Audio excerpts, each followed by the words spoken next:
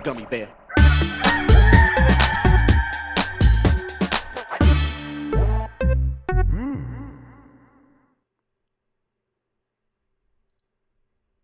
It's the internet. You're busy. Let's do this for August 17th, 2022. For the next hour or so, let me help you sort through the world of gaming on Game Mess Mornings Live with me, Jeff Grubb.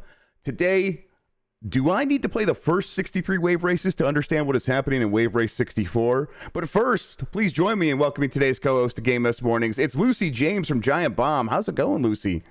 Good. You can just watch a cut down on YouTube and you'll be very fine. Good. Yeah, but people always say I always feel guilty, but I think I'll just have to do that. You're right. How you doing? How's it going? I am very well, thank you. I am. God, what have I even been doing since last we spoke, which was 2 days ago? I will tell you. Whenever I like interact with you, like in the Discord or see an email, it seems like you're working a lot. Like it seems like you always have something going on. Oh yeah, no. I guess the big thing is we're working on the Swipe showcase, like the mobile game showcase. And Tam and I wrote that yesterday. Oh, very cool. Which got to utilize Slack's huddle feature properly for the first time, which was very fun. Now, let's pretend I don't know what that is. It's basically, it is a Discord in every major app's move to basically become the same app. Yeah. They basically have voice channels from Discord now in Slack, but they call it a huddle. And if only one person is in there, then it just plays some nice jazz. It's pretty good. But no, we use that, and that's how we wrote a whole mobile game showcase in an afternoon. Well, that's fantastic. So wait, it has like hold music? That Discord could use that. That would be cool. Yeah, it has a very nice hold music. So, done that. Working on some other stuff. And then I'm going to Iceland. Is it Iceland or Iceland? I think it's Iceland. Iceland. I want to say Iceland. Yeah, like almost like Newfoundland. Like kind of like in that same vein. I always thought it was Newfoundland. Oh no! It's just one of those words that I've seen written down, and I have never. I'm going there next week, so that'll be great.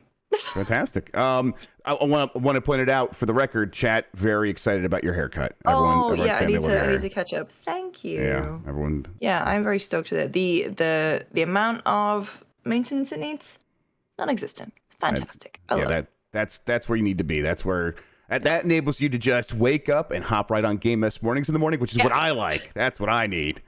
My favorite thing is if ever anyone needs to cut me out for some kind of Photoshop, I have made it basically impossible now. Oh, yeah. Yes. That's like, at a certain point, they're just like, we're going to smooth out your hair. I'm like, listen, you do what you got to do. I understand.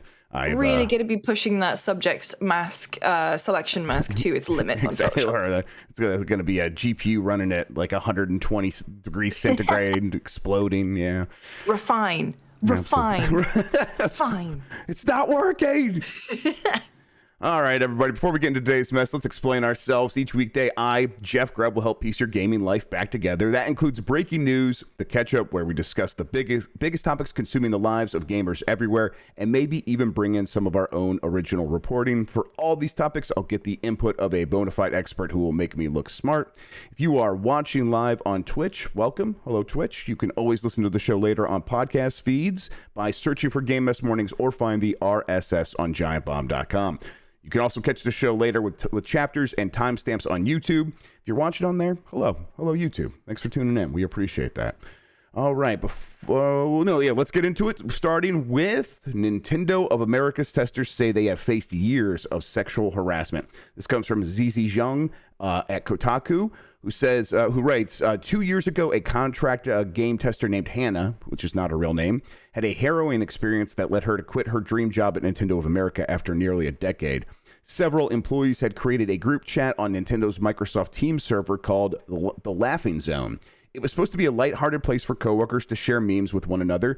That changed when a male translator was added to the group. Soon, he posted Reddit screenshots about why Vaporeon was the best Pokemon to have sex with. Hannah was disgusted by the explicit descriptions. When the conversation turned to Genshin Impact, the translator posted a gift of Paimon, a child character in the game. He posted about how it's okay to be sexually attracted to Paimon despite the character's childlike appearance, voice, and personality. This story goes on to basically describe several instances very similar to this one across mostly this Aerotech, and I believe they've changed their name to like Aston Carter or something now. This basically contract employee management service that Nintendo has used for years and years, and how the power dynamics are very rough there, and a lot of times women have been made to feel uncomfortable, and then have been made to feel scared to speak out against that. Most of the time, they are met with, "You are being overly sensitive," which just, it feels like if someone tells you something makes them uncomfortable, it is the easiest thing in the world to just stop doing that thing. They're giving you a chance to no longer make the environment hostile towards them. Why people don't grasp that immediately frustrates me. The other instances here that I wanted to read, this one stood out to me. Let's see. In fact, it was common for full-time Nintendo employees to date precariously employed contractors. A lot of NOA red badges, which is the people that actually employed by Nintendo of America, had reputations for using the tester pool of associates as a dating pool. And this is another person named Allison that told Kotaku about this. If you were approached by a red badge and they appeared to be making moves on you, other women said that you didn't want to dissuade them too hard. The upsides of being romantically involved with the NOA employees were opportunities and access. The most iconic of these was a Christmas party, which is typically off limits to contractors unless they are accompanied by a red badge. To associates who tried to improve their standing, it was worth dealing with the power imbalance if it meant being part of the prestigious Nintendo brand. Yes. So this is like very similar to what we've heard previously regarding Nintendo, previously regarding many other studios and publishers in the industry. And these stories go back, a decade. Some of them are more recent. Some of them are a little bit older, but it's very familiar issues. And it just seems like the kind of thing that have solutions. For example, these people who feel like their best chance to get to become a Nintendo Red Badge is to cozy up to the people who are hitting on them, even though they don't want them to be hitting on them. They should have a very clear path to say, if I do this, I can become a full-time employee. That because that stuff is vague, they feel like this is their only opportunity, so they have to put up with the power imbalances. Yeah. Just do that, and hopefully Nintendo is doing these things. We don't know, though. What we do know is that it has been uncomfortable for women for years from the beginning, it sounds like. Yeah, and I mean, I read the piece, who was it at, not Kotaku, at IGN, who wrote the kind of expose about contractors in it? I think it was Kat Bailey. Kat Bailey, yeah. And yeah, basically just outlined a lot of the similar stuff where it was like, was it red badge and blue badge, I want to say, something that wild like that, but just like no path to conversion. The fact that contractors are basically just like persona non grata here, like not going to the Christmas party. Like, yeah, you work for the same company, but you don't really work for the same company. Like just this weird divide. And yeah, obviously, I don't think that one touched on too much of the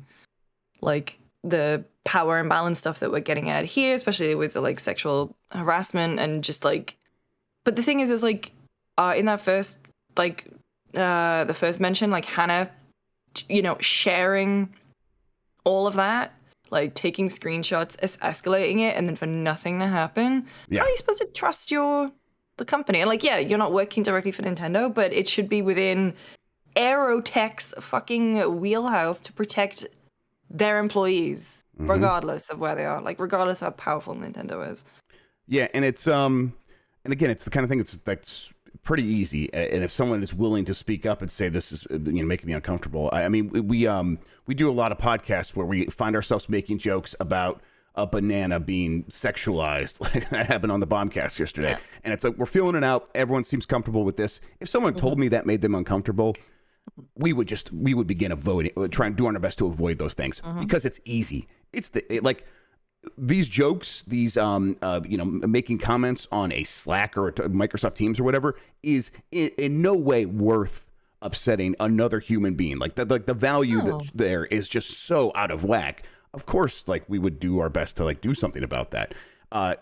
So when someone speaks up and nothing happens, it's a tragedy. When that continues to happen over and over again, it's a systemic issue of a company clearly exploiting workers. And Hannah, this person who spoke to Kotaku, goes on to explain, we've been it's made clear to us that we are pretty disposable when we try to get pay raises, even if there's a disparity between me being here for a long time and a man who's my junior getting paid more than me. It's like, even then, it's a struggle to get parity in pay. And they're like, hey, if you don't want to do it, there's a lot of people waiting in line to be associated with Nintendo. That's exploitation, and it's unacceptable. And I'm glad stories like these come out so we could continue to shine a light on it, and hopefully something can be done about it. Do you have any sense if things are getting better in the industry? I want us to be like, incrementally things are improving. And it feels like, again, the many of these stories come from years ago. Maybe this stuff doesn't happen anymore, or do you not even want to get your hopes up? Because that's kind of where I'm at. Yeah, I mean, I want to feel that broadly things are moving in the right direction, but at the same time, there will always be scumbags. Yeah. And I guess the only thing we can really do is have good support networks, report, screenshot. If you're ever in a situation like this, bring the fucking receipts. Yeah, because I want things to be moving quicker in a better direction. But, change takes time, unfortunately. Especially when the scumbags are just, holding on, gripping onto the last vestiges of power that they can before they get booted out and chucked into the void.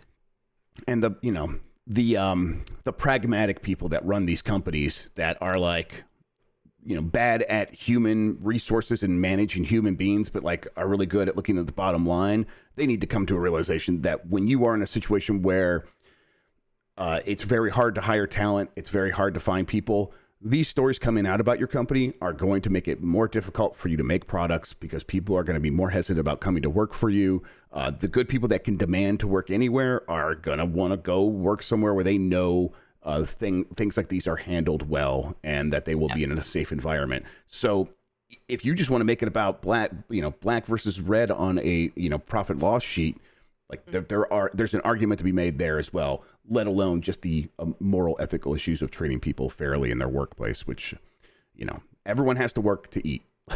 We have to work to eat. So it's like you cannot avoid being in a situation where you're going to sometimes be made uncomfortable, but how you deal with that needs to be on the up and up and dealt with in a professional manner.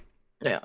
For a company like Nintendo, whose image is so fucking important to them, it is unbelievable that they would allow this to continue. But anyway. Yep, absolutely. All right, let's move on. PC Game Pass has updated its Twitter profile picture to something that looks like Death Stranding. We'll get into it real quick here. We'll take a look at these pictures. Let me go ahead and transition here. So this is their new background right here that they've added to PC Game Pass on Twitter. Now, this could be from a lot of games. At first blush, I think it definitely does look like Death Stranding. That it begs a couple of questions, though. Death Stranding is owned pretty much wholly by Sony. They own the IP, they own the trademark. They published the game on PlayStation. However, 505 Games did publish the game on PC, and this is PC Game Pass, which suggests to me maybe it's possible that 505 could make a deal separate from Sony to put something like this on PC Game Pass, similar to the way that the MLB is publishing the MLB, the show games, and that they're showing up on Game Pass. Now, someone on Twitter, let's see, Navim0M found a screenshot that pretty much confirms this is Death Stranding. Now, take a look at this rock here in the middle. And if you're listening to the audio version, we'll try to include a link in the description. But there is this rock right here in the middle. If you look at the right edge of this rock, kind of take a look at how the light is hitting it. And if we go here to this next image, it kind of looks like that's exactly that rock. And of course, and there's our boy. There's our boy taking a leak. Yeah, pissing on it. Pissing it. This is that rock. You could see there's the grassy part, and then there is this part here with the rocky part, and this rock right here. Absolutely. Oh wait, go down. That. He's made a GIF. Oh, okay. Yeah, let's see. In the next tweet. All right, let's take a look. Is it this one right here? All right, yeah. Oh, okay, shit. Yeah, okay, that's it. I think. I think the case is solved. Yeah. Okay, fantastic. Are you surprised by this? This makes some sense, but it's still a little surprising to me. Yeah. I mean, it's still surprising because obviously it is so in line with, I don't know, I still think of Death Stranding as being the premier PlayStation thing. When 505 published it elsewhere, it is on different platforms now, and also it wouldn't surprise me if it was on Game Pass. I think Sony I don't know, whatever exclusivity deal they had is up, and if that means that Kojima Productions is getting a little payday to put it on their service. We know they're working with Xbox on the next game. Like, makes all the sense in the world. Yeah, it kind of feels like Sony's deal to help like bring this game about definitely involved them like filing the paperwork and doing the legal stuff and say, hey, we're going to own the property, but we're still not going to get in your way of finding new ways to make money with this game if it comes to that. Like, yeah, the game did pretty well on PlayStation, but then it also did very well on PC for like a PC game. Like another 1 million copies there or something like that. That's really impressive. And it's like this is like Sony basically saying, yeah, you're partnered with us, but we're not going to stop you from finding ways to make money. And I think that's it's only fair when you're like working with someone as big as Kojima to like let them figure it out on their own. And they're working with 505, and 505 obviously is going to kind of do this, their window thing where it's like, hey, it's on Epic, it's on Steam, and now eventually we've moved far enough away from the director's cut that now it feels like we could put it on Game Pass or something like that. Now, Kojima, yesterday we talked about this on the Bombcast. He said he has tentatively finished editing a trailer, and he put this on Twitter, and he showed his Adobe Premiere timeline, which was wild, like with 11 video tracks and all that stuff. The timing of that, to me, suggested something at Gamescom, and at the time I was like, well, I guess it could be the Microsoft thing. Maybe he will say he's working on Death Stranding 2. It's probably this, right? It's probably just this. Yeah, it's probably one of those ones where everyone's like, oh my god, this is gonna be it. And if that's the case, if he's gone and made a trailer for it, I do feel kind of sad that Game Pass has sort of preempted him a little bit and gone, oh, we've updated our profile picture. I mean, yeah, it's just let him do what he wants. I'm still kind of not over the fact that PT was 8 years ago, so I'm still kind of recovering from that one. Yep. But Gamescom, it'd be interesting to see, but it is probably going to be this, unless they're going to put I don't know if they're going to think about putting new stuff in it to make it more. Yeah, they did the director's cut. I bet it's like they're just gonna go because like he did a trailer for the director's cut at that was probably at Opening Night Live 2, right? Or maybe that was the Game Award. I can't remember. Either way, it was a Jeff Keighley thing. This is a Jeff Keighley thing. We know that this Xbox does have a presence at Gamescom and Opening Night Live. So this makes sense that PC Game Pass kind of just showing up at the end of that Xbox segment or whatever, and they could show it off there. So I wouldn't expect anything from the new games. Although we did have those rumors about a trailer from from Kojima's next horror game was out there and people have seen it and stuff, and it's like then that just evaporated. What happened there? I guess maybe that could still show up somewhere. I guess we'll have to wait and see. I mean, Gamescom, for all the effort of making it big again, I think for Kojima, as in I think that's going to be a Game Awards joint for his new game. I think Gamescom feels like a much better place to put an update for Death Stranding PC. I agree. I think that's the way those shows are positioned in terms of excitement, stuff like that, and the timing of the year. I think you're right. References to a PlayStation PC launcher have been discovered in Spider-Man PC. This is an ongoing saga. Jordan Midler of VGC brings us this one. Sony could soon introduce its own launcher for its PC games, following the footsteps of Ubisoft, Rockstar, and Activision Blizzard.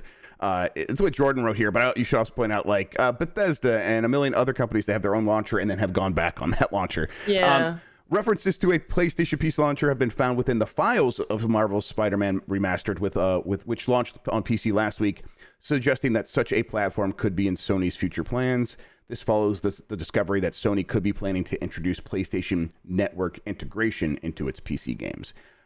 Interesting. Yeah, I mean, listen, these games are huge. They sell a lot. They sell so much that they get the the discounted take from Steam. If you sell 10 million copies or make $10 million or something like that, Steam starts taking 20% instead of 30% or something like that. So it's obviously they're in the range where they're happy to put their games on Steam, but that's still 20% where they could run their store, and the cost of doing that would be 3%, 4% or whatever, credit card fees, things like that, overhead costs. So maybe 5%. There's obviously a big difference there, but also getting people to buy games through your own launcher has been proven difficult for just about everybody except for, Activision Blizzard. Blizzard has the one that people use. Yeah. And I mean, as someone who has been struggling back and forth with the new EA one recently, which is a pain in the ass, and for some reason, like Gameco, it downloaded all my shit twice. Is it even Origin anymore, or is it like something else now? Yeah, let me have a look. It's just EA. Yeah, right. Yeah, they keep changing the names of these things. It's like separate from Origin in some way because you need it to like if you have a Game Pass PC or a Game Pass Ultimate, like you get the EA Access stuff. So yeah, it's weird and frustrating. EA Desktop app is what chat says. That's EA Desktop app. Yeah, disgusting. I mean, the thing is as well. So like with PS Plus, I actually got the premium one, and I just kind of haven't really been using the fact that they have the PC streaming, but I did use it because I had to capture some stuff for a video at work, and I was like, oh, this actually works pretty good, like pretty well. And I wonder if that's something that they would consider integrating. That would be really cool if there is going to be some kind of PlayStation Network functionality. Like if you play on PC, it's automatically your save does get. I don't know why I'm pointing. I'm pointing the at my cloud. PlayStation. It's right over there. Yeah. The cloud. It goes from here to there. So it's all that kind of stuff is cool. Like making that kind of network functionality. But I think the other thing is that like I don't think they would ever take it off Steam. I don't think they would take their games off Epic Games Store because right now that's discoverability for them easily. And so they'll probably, obviously want more people, like all of their product pages and whatever probably in social posts are going to point to the PlayStation Store thing on PC if that ends up coming. But yeah, they won't leave. Yeah, do you think this could be part of PlayStation Plus Premium, where, hey, if you're subscribed to there and you got all these games, well, some of these games are on PC, and if you want to just show up there and play them on PC, well, they're part of our launcher, and you could just sign in there and keep your subscription going and continue playing games on PC. Yeah, I mean, yeah, that would make sense as long as it's. I mean, because even the launcher, I think I had to do a weird thing where I had to download something else already, or did I have to? But I can't remember how I did it. Yeah, and that obviously doesn't. Oh, there is an app. There is a PlayStation Plus app.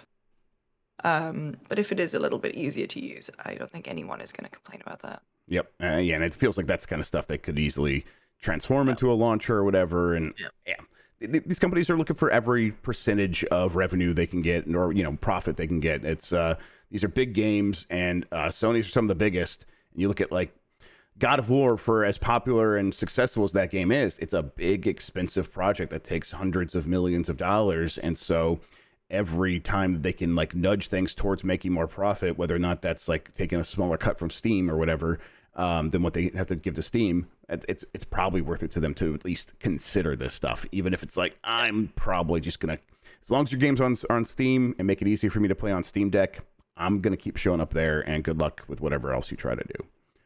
Epic Game Store cut? If Steam's is like 30? 12%. It's 12%. It's 88.12 on Epic. Smaller audience though. It seems a lot of companies have went to Epic, but Epic mostly still has to pay to like get games as timed exclusives, and really not timed exclusives. Just pay to keep them off of Steam because you can still buy them on like Green Man Gaming or whatever. You can still buy them elsewhere. So GOG. Yep, absolutely. Yeah. Advance Wars 1+2 Reboot Camp is getting server maintenance. Even though it's been indefinitely delayed. This one was like, what the hell is happening here? So unless like just the testers are going, okay, well, right, yeah. There was that story about that like one person who was able to like download their copy before Nintendo was able to stop them and play. It's like, oh, we're just gonna make sure it's good for that person. So yeah, let's see. Nin Status Bot, which is a Twitter account that like tracks what's happening with Nintendo's various servers, posted that maintenance began for its Advance Wars yesterday. This has led many to speculate that the game could shadow drop soon. One of the things, you think they'd do a Gamescom? Well, I don't necessarily think that, but the reasoning is that the game is delayed because it is a tough one to market because one of the first enemy militaries that you encounter looks a lot like Russia, and then on top of that, this is a game about invading places and taking over cities. Yeah, everyone gets it. But it's like, okay, so if you don't market it, maybe you could just shadow drop it and just come out of nowhere, and maybe this is saying this is exactly what is going to happen. The Nin Status account, the person who runs the bot, actually replied to this tweet and said, This maintenance is part of a group of 20 titles that appears to be undergoing a server software update. Around 100 titles every day have scheduled maintenance for this update. It is unlikely that this maintenance can be used to predict when the title will be released. This is probably just something where the game is, it's connected to this specific server, and because that server is going offline to get updated, this game gets counted as part of this, but has nothing really to do with anyone actively saying, we're doing something with Advanced Wars 1+2 Reboot. It's coming out. It's coming out now. Now, all that said, do you think it's coming out? Oh, I mean, I know a lot of my friends are very excited for it. Yeah. I just also think it is a very difficult one to navigate right now. Definitely.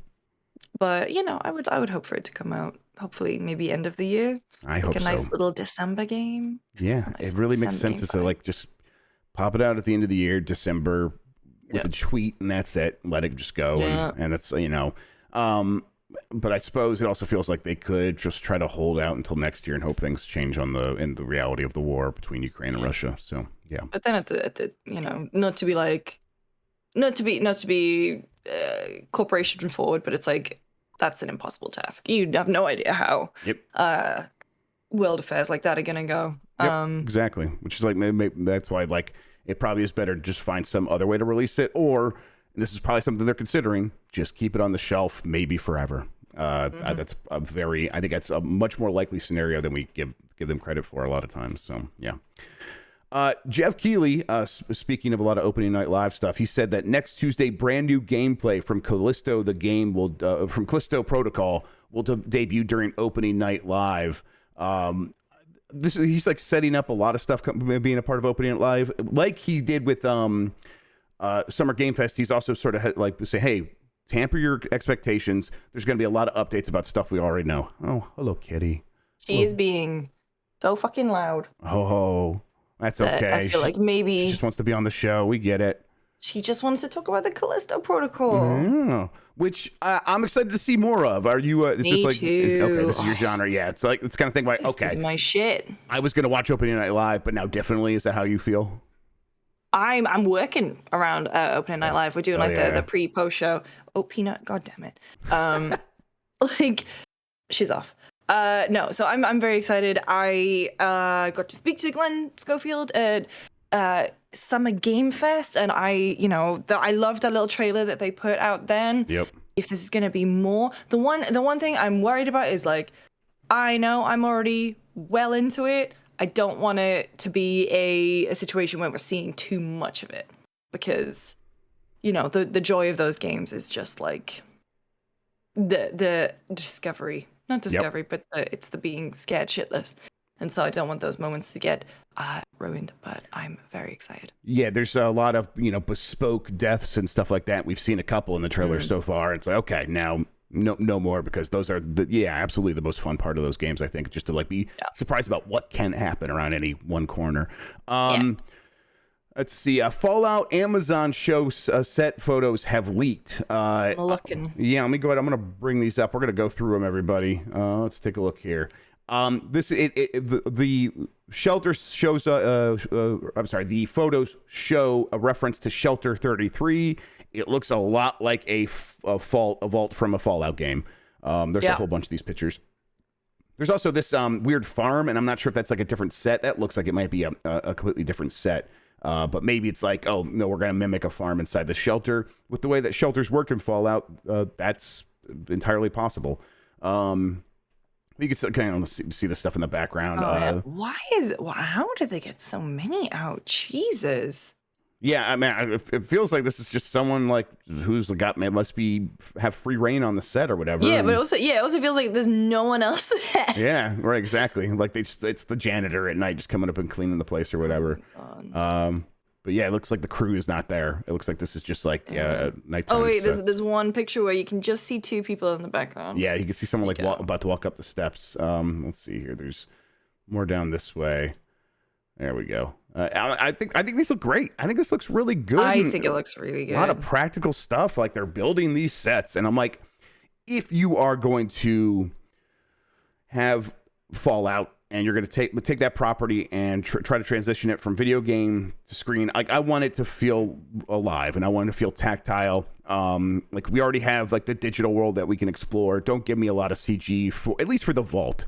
You know, for monsters, whatever. They don't have to be men in rubber suits. Whatever for that. But the vault is something you can build. I want like fucking. Have you seen the orcs from Rings of Power? Like that's Yeah, mostly practical. Like they look sick. I want that for Fallout. Yes, I mean, I think for like a lot of the makeup stuff, they should absolutely for the ghouls and stuff like that. That should absolutely be practical. But like the set, I'm like, maybe that's what we're gonna get. Like this gives me a lot of confidence in what they're doing. I just can imagine this being like really fun to work with and creating opportunities for creativity and things like that. So yeah, this is it's another Amazon show. So they're obviously spending a lot of money on it. Spending that money.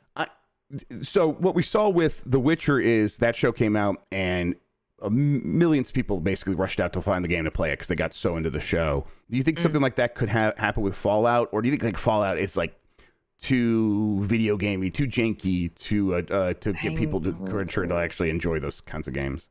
I mean, oh god, imagine if they pick up 76. Exactly. No, I mean, yeah, I guess I didn't even think about that. Obviously, with Last of Us, they're doing, Last of Us Part 1 to be like, oh, you can play the story and whatever and experience it the best way you possibly can. Can you do that with a Fallout, you reckon? Like, which one would you even do? 3, New Vegas? You mean like if you were trying to like yeah, which one would you... If say that Bethesda were gonna like remaster, and I mean, how many times has Skyrim been released? Like, I don't think it's far outside the realm of possibility.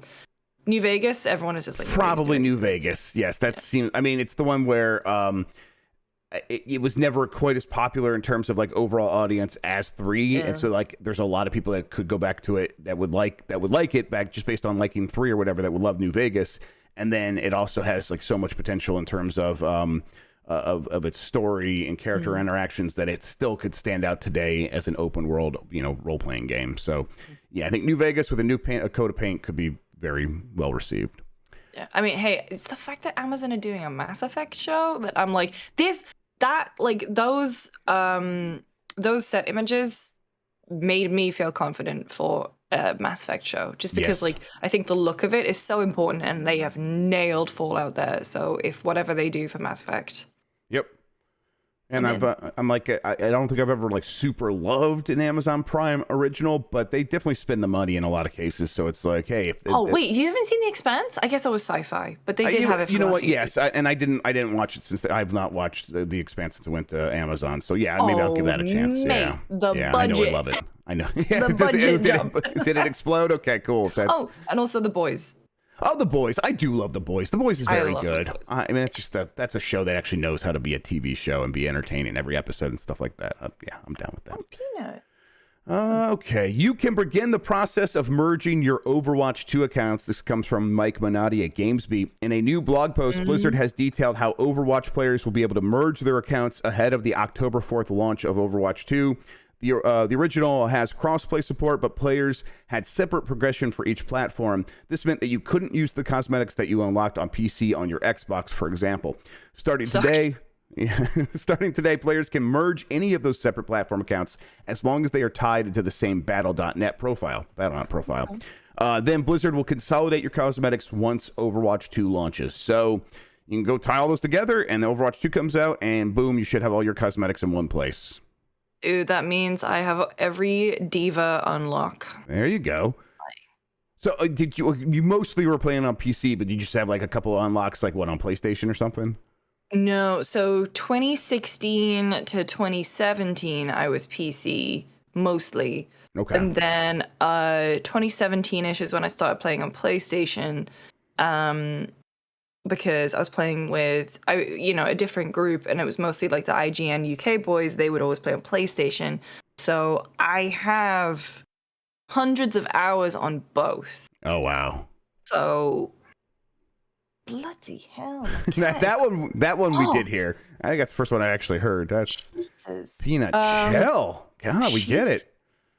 It's not breakfast time yet. Like, she has an automated feeder. I'm not starving her. Yeah, go meow at that god, not this one. Yeah. But anyway, no, I'm really interested because like I stopped really paying attention to cosmetics. The only real thing that I did was like, I'm gonna get everything diva because that is an attainable goal. Yes. And then I got it, and I was like, okay, now what? I'm Icarus, too close to the sun. Yeah. No, but also I keep forgetting that Overwatch 2 is so close. It's so close. Yeah, God. So we're just got to get through about a month and a half, and then we're there. So yeah, October 4th. Yeah. So I might take a day off. And we've talked, like, you are full on excited. Like, you played the beta, like it worked for you. The changes, like the 5-on-5 worked. Like you said you were having trouble going back to 6v6, so it's working. I haven't played Overwatch 1 since I played Overwatch 2. But then I wasn't fully in the alpha, but that was because it was literally journalists versus Overwatch League players. And it was humbling. Rough. So no, but then when it went into beta and it was like, you know, just kind of everyone was sort of there, and it just made more sense. It's quicker.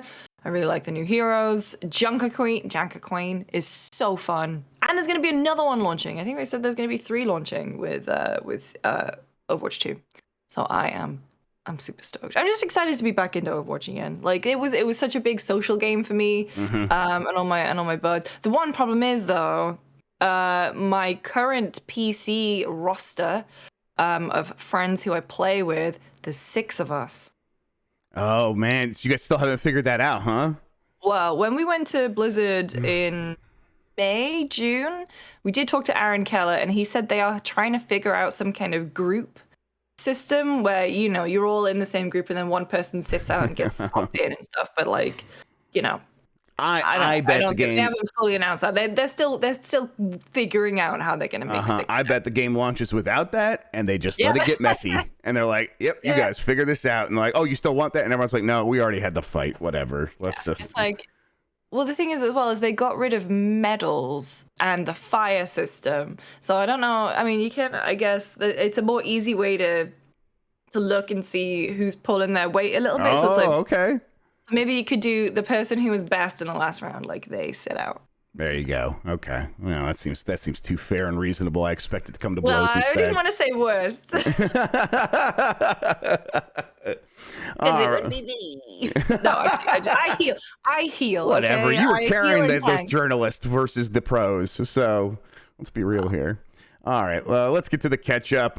There is a new tweet from the Snitch, who is Insider WTF on Twitter, always kind of like a couple days before something appears on YouTube, he teases it, basically. We're probably there again. So this is, here, let me bring this up for people watching the video. This is an image of what looks like Dune. If you scroll down, you can see everyone's like, oh, that's Dune. It is flipped horizontally, and then he also added the hair from his icon here, and I did wonder. I was like, that doesn't look right. He photoshopped the hair onto there. So I don't know. They're like, is it just a Dune game? Like, there's definitely some Dune games being made right now. Yeah. Not just that strategy game. There's also like the rumored open world one. This seems like likely for it to show up soon. I think there's a couple events coming up in the next couple of days. I can't remember exactly. Oh, okay. Probably not going to be at QuakeCon. QuakeCon's on Thursday. Oh my God, is it? Yeah, I think so. Yeah. So yeah, I don't know. Well, I guess we'll see here pretty soon, because that's kind of how it always goes with the Snitch. It doesn't take long for these things to get confirmed. It is like 2 to 3 days max before we hear. Oh yeah, I'm going through their tweets, and just before Alone in the Dark, being afraid of the dark is what keeps most of us alive. Yep. It was the day before, so very good, very good. Exactly. So I guess we'll find out soon. Yes, Brano Trigger says a Timothy Chalamet sim, which I think we've all wanted. I definitely wanted to simulate the life of Timothy Chalamet once and for all. Timothy Chalamet dating sim. There you go. Date the various Timothy Chalamets. Okay. I saw this story from Gabe Gerwin over on GameSpot. Every game delayed in 2022 so far. I started going through it, and I was putting some of the games on this list over here. There are so many. There are so many. Evil West. Yeah. Deliver Us Mars, Hogwarts Legacy, Metal Slug Tactics. I mean, it just goes on and on. I'm just going to kind of scroll through here. See, most of them have been delayed to next year. Only a handful is oh, this was going to be April. Now it's November. Most of them are put in the next year. Do you feel like it's been more delays than normal? It has been, right? Oh, yeah. Yeah, massively so. still feeling the effects of the pandemic. So it was bound to happen. What was the latest one? Evil West was yesterday. We got delayed. Evil West was yesterday. Yep. And then we've got Hogwarts Legacy delay and all that kind of stuff. So it's to be expected. But I think we've got God of War, we've got Gotham Knights, got Overwatch 2. Dude, one of my most anticipated games this year, Plague Tale. If that gets delayed, I don't know what I'm gonna do. Yeah, but that one has not been delayed yet. Have they given? No. Does it have a date? Does it have a firm date? Yeah. It's like mid to end of October. Right. I'm stoked for that one. Yeah, it's like it's hard to say to have any confidence in any of these things actually making it. It feels like every game of every scope has a real strong chance of just being like, and we need 3 more months. We'll see you early next year, something like that. But insert Miyamoto. Yeah, exactly. That's what we always say here. All right, I figured what we do now with a little bit of extra time is take a few questions. Let's do a GrubbSnax, everybody. I'm hitting the button. I don't know if it's actually playing. Nope, it's not playing. Oh, well, that's fine. I wanted to play my Yummy Yummy tune, but let's go here to the questions. Oh, and my thing is reloading. So actually, I'll have to send in your questions again. I have adware on my browser, Lucy. Oh. And so whenever I click a link on giantbomb, a lot of times when I click a link on giantbomb, it's like, well, first you got to go to linkbucks.com. I'm like, well, fuck, what is happening? Yeah. It's got to be an extension I installed or something. Yeah, and so it it's must like, be. let's go give a click there real quick, and now we'll send you back here. So I'm like, no, I need to actually just see the questions, and now they all just got deleted for me. So let's see here. Oh. From Octo, they're gonna ditch Unity and delay the game 2 years. Sorry. I'm not sure which game we're even referencing there, but is that the Plague Tale? Is Plague Tale on Unity? Man, I would not have guessed that. Is it? I thought it was on. I think maybe I'm thinking of the wrong game. Zoldlotol says 343 is now 9 months into Halo Infinite, and community engagement is at an all-time low. Any visibility into what's going on at that studio? Is development really so beleaguered? I think development is actually that beleaguered. It seems like they have to get done what they said they would do. I think they are really hoping to get Forge out there and rely on the community. But beyond that, it's like I'm still not. I'm not expecting some big surprise launch of a ton of content that they haven't already announced. Seems like they are still pretty far away from that. Yeah, God, it's wild just how quickly me and my friends dropped off Halo. Yeah, we had such a good time with it, and then it was like, it's a great game that I love playing whenever I play it. I stuck with it longer than a lot of people because my Discord had a lot of people playing Halo, and so when I wanted to play a game, like, oh, there's people playing Halo tonight, let's have a Halo night. Fine, that's great. And when we played, it was great. And now I'm like, man, you remember Halo? Because I'm having trouble remembering Halo. Let's see. Cool News wants to know what's for lunch. You got any plans today? I was thinking about maybe getting a burrito. I was thinking about a burrito. Ooh, I'm not really like, I don't have much of an appetite during the day. I don't know if it's, I mean, I always used to joke that my stomach never used to wake up until kind of like midday. Mm-hmm. So I would, when people would talk about intermittent fasting, and I was like, oh, I just do that accidentally. You just stumble into it. Fantastic. So I don't know. I do want to do, I had a really nice chickpea curry a couple weeks ago, and I kind of want to see if I can make one of those bad boys. That sounds good. Got my Instant Pot.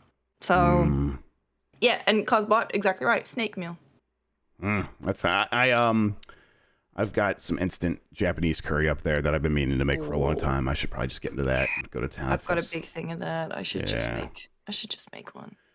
King Birdie, have you checked out Roller Drome? I played the first 4 levels last night and enjoyed it. I've not played it yet. We have a quick look up, and I've heard nothing but good things, which I'm so excited about because it looks so my jam. It looks exactly what I want to play. I was watching Jake Baldino's video, and he's like, yes, probably my game of the year. I'm like, yeah. And me and Jake have a lot of similar tastes, so I'm like, okay, I got to play this game. So I'm looking forward to it.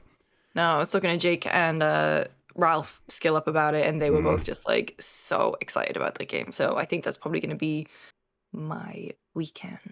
Yeah, I'm still playing Call of the Lamb though. So. Yeah, me too, actually. And I'm intending to stream it. Have you messed around with the Twitch integration at all? I haven't. I actually took like a bit of a break from streaming just because of getting my sort of health stuff back in order. But like, Because my Again, doctor basically, also well, you yeah, work a lot.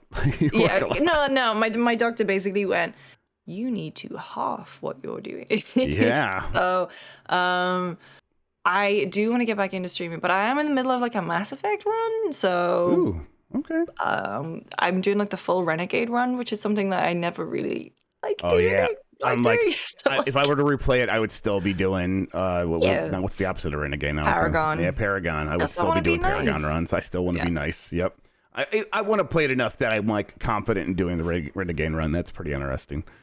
Let's see. From our Wools, since you had your back and forth with EA over Battlefield 2042 a few months back, how skeletal is the crew currently supporting the game?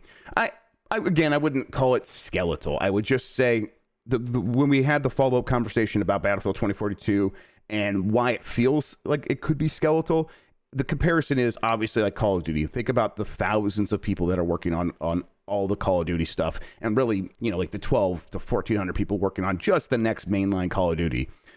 The Battlefield 2042 is 200 people-ish, and it's not growing necessarily. They are, especially not like in terms of like working on Battlefield 2042.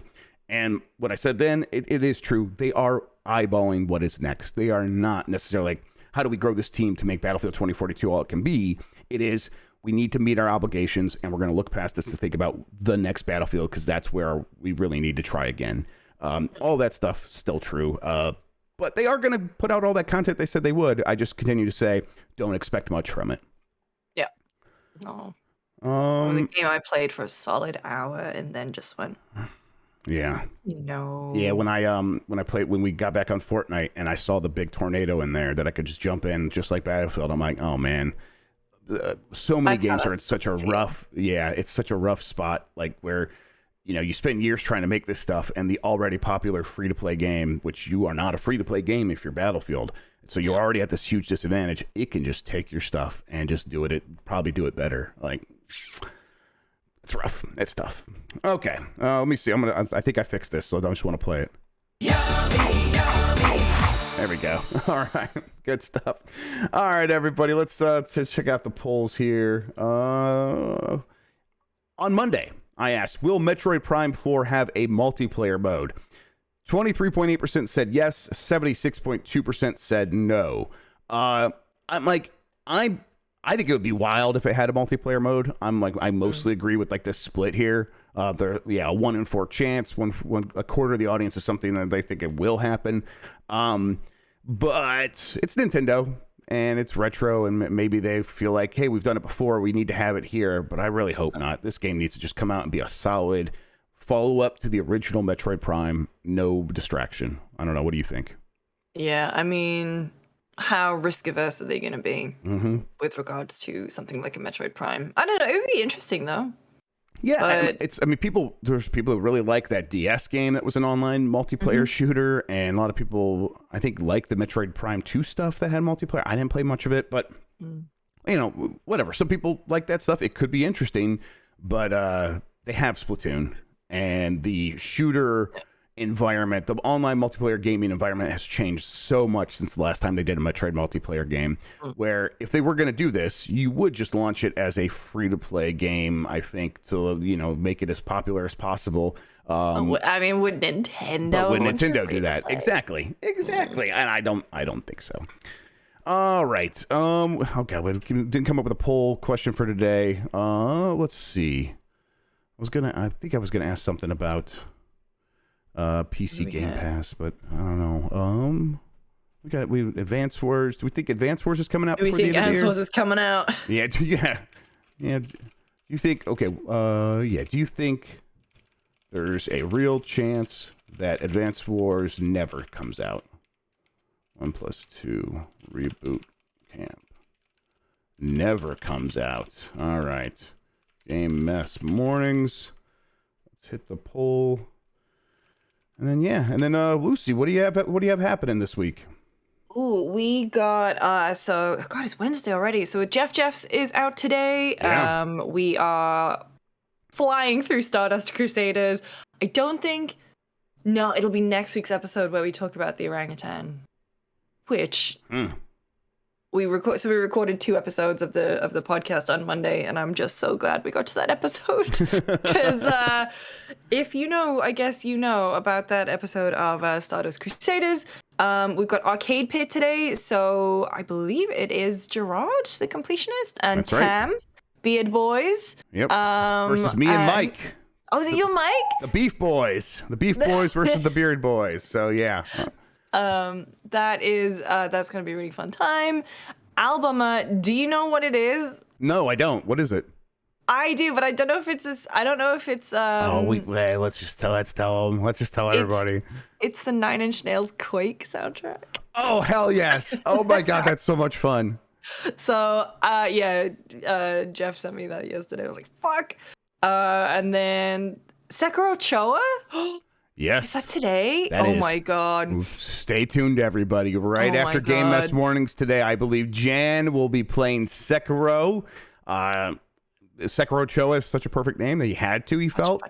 I'll probably join in and jump in and join him and hang out with him, and we'll talk about the game. And then I think Tam was talking about kind of going in there and help shepherd him through it and stuff. Jan's like, I guess I am. Yeah. It's just like I thought that was the plan. My bad. If it's not, who knows? We'll see what he's gonna play. But then we have the Arcade Pit, and then right after that, I believe we'll be playing Fortnite. So 3 Gokus and a Cena. Yes, 3 Gokus and a Cena. So yeah, we got a lot happening today. In addition to Jeff's and Al Bummer and stuff. So hang around, Giant Bomb. Hang around here on the channel. We're gonna keep it going. All right. Yeah. Thank you all so much for watching. I really appreciate it. Lucy, thank you so much for hanging out. Of course. Till next time, everybody, have a good one. Take care of yourself, and goodbye. Bye.